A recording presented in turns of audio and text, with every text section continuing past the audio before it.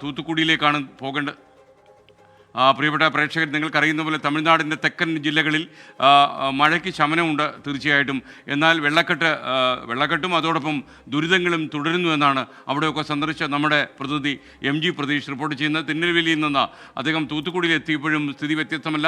തിരുനെൽവേലിയും തൂത്തുക്കുടിയിലുമൊക്കെ വലിയ മഴയായിരുന്നു. അപ്പോൾ തൂത്തുക്കുടിയിൽ എന്താണ് ഏറ്റവും ലേറ്റസ്റ്റ് ആയ വിവരം എന്നറിയാൻ നമ്മുടെ പ്രതിനിധി അവിടെ ക്യാമ്പ് ചെയ്യുന്നു MG പ്രതീഷിലേക്ക് നമുക്ക് പോകാം. പ്രതീഷ്, തൂത്തുക്കുടിയിൽ വെള്ളം ഇറങ്ങി തുടങ്ങിയോ? വെള്ളക്കെട്ടിന് ശമനമുണ്ടോ? ജനങ്ങളുടെ ദുരിതം മാറി തുടങ്ങിയോ? പിന്നീട് അവിടെ മഴ പെയ്തോ?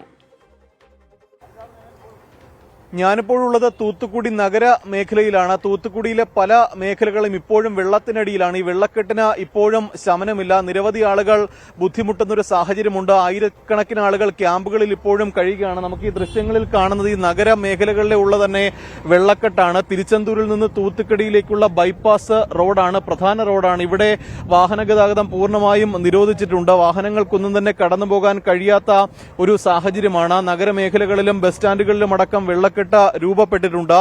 ഈ സമീപ പ്രദേശങ്ങളിലുള്ള വീടുകളിലേക്കൊക്കെ തന്നെ വെള്ളം കയറി. ഇവരെയൊക്കെ തന്നെ പല മേഖലകളിലേക്കും പല ക്യാമ്പുകളിലേക്കും ഓഡിറ്റോറിയങ്ങളിലേക്കും മാറ്റിയിട്ടുണ്ട്. ആഹാരവും ഒപ്പം വെള്ളത്തിനുമടക്കം ജനങ്ങൾ ബുദ്ധിമുട്ടുന്ന ഒരു സാഹചര്യമാണ്.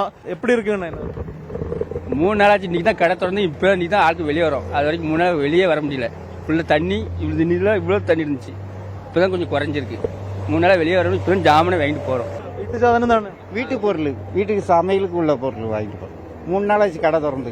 இன்னைக்கு தான் வந்து வாங்கிட்டு போகிறோம். சாப்பாட்டுக்கெல்லாம் ரொம்ப கஷ்டம். தண்ணி அதிகமான வீட்டுக்குள்ளெல்லாம் தண்ணி ஏறிட்டு வீட்டுக்கு இடுப்பறையில் இந்த மாதிரி தண்ணி ஒன்றும் முன்னாடியே வந்து இதுவரை எனக்கு 47 வயசு ஆகுது. இதுவரை நான் தண்ணி இவ்வளோ தண்ணி பார்த்தது கிடையாது. இதுதான் ஃபர்ஸ்ட் டைம் இந்த ஏரியாவில் இந்த தண்ணி இவ்வளோ தண்ணி ஜாஸ்தியாக பார்த்தது. சார் தண்ணி இறங்கல, அப்படிதான் இருக்கு.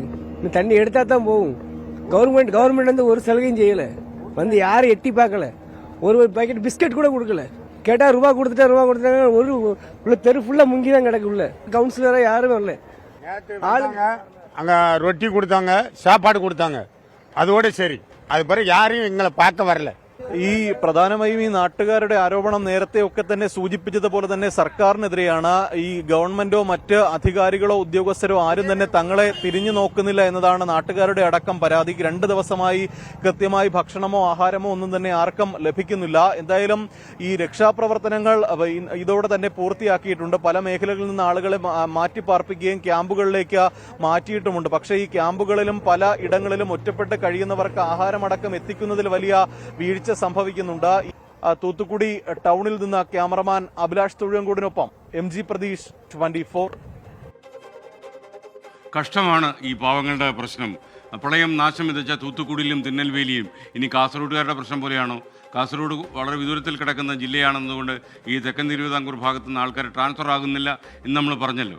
അപ്പോൾ ഒരു സുഹൃത്ത് എന്നോട് ചോദിക്കുക, ഈ കാസർഗോഡ് MBBS പാസ്സായ ഒരുപാട് ആൾക്കാരില്ലേ, അവരെ അവിടെ അങ്ങ് നിയമിച്ചാൽ പ്രശ്നം തരില്ല? അവിടെ അത്ര കൂടുതൽ ആൾക്കാരൊന്നും MBBS പാസ്സായി നമുക്കറിയില്ല. എന്തായാലും നമ്മൾ ഈ തൂത്തുക്കുടിയിലേക്ക് വന്നു കഴിഞ്ഞാൽ കഴിഞ്ഞ കുറച്ച് ദിവസങ്ങളായി അവിടെ വൈദ്യുതിയില്ല, വെള്ളമില്ല, സർക്കാർ കാര്യമായി ശ്രദ്ധിക്കുന്നില്ല എന്നാണ് പറയുന്നത്. ജനങ്ങൾ അവിടെ പൊറുതിമുട്ടുകയാണ്. കഴിയും 3-4 ദിവസങ്ങളായി ഈ അവസ്ഥ അവിടെ തുടങ്ങിയിട്ട്.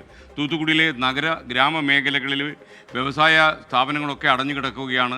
ദൈനംദിനം ജോലി ചെയ്ത് ജീവിക്കുന്ന ആളുകളൊക്കെ വല്ലാതെ ബുദ്ധിമുട്ടുകയാണ്. ഭക്ഷണത്തിന് പോലും അവർ ബുദ്ധിമുട്ടുന്നുവെന്നാണ് തൂത്തുക്കുടിക്കാർ പറയുന്നത്. കാരുണ്യവും ശ്രദ്ധയും തമിഴ്നാട് സർക്കാരിൻ്റെ ഈ ഭാഗത്തേക്ക് ചൊരിയട്ടെ എന്ന് നമുക്ക് ആത്മാർത്ഥമായി ആശംസിക്കാം. ഇനി നമുക്ക് പോസിറ്റീവായ ചില കാര്യങ്ങളെക്കുറിച്ച് പറയാം. കുറേ നെഗറ്റീവ് കാര്യങ്ങൾ പറഞ്ഞു. ചില ആളുകളൊക്കെ പറയുന്ന ഈ വൈകിട്ട് ഈ പൊതുജനം കഴുതയല്ല സാർ എന്ന പരിപാടി കൊടുക്കുന്നത് തന്നെ ഇത്തരം നെഗറ്റീവ് വ്യാഖ്യാനങ്ങൾ നടത്താനാണ്. അതല്ല നമ്മുടെ ലക്ഷ്യം. ജനങ്ങളുടെ നീറുന്ന പ്രശ്നങ്ങൾ ജനശ്രദ്ധയിൽ കൊണ്ടുവരിക, സർക്കാരിൻ്റെ ശ്രദ്ധയിൽ കൊണ്ടുവരിക, അതിന് നമ്മളാൽ കഴിയുന്ന പരിഹാരങ്ങൾ കണ്ടെത്താൻ കഴിയുക. അതൊക്കെയാണ് നമ്മുടെ ലക്ഷ്യം. നമ്മുടെ ലക്ഷ്യം വളരെ പോസിറ്റീവാണ് കേട്ടോ. 24 അഞ്ചിന്റെ വജ്രത്തിളക്കം.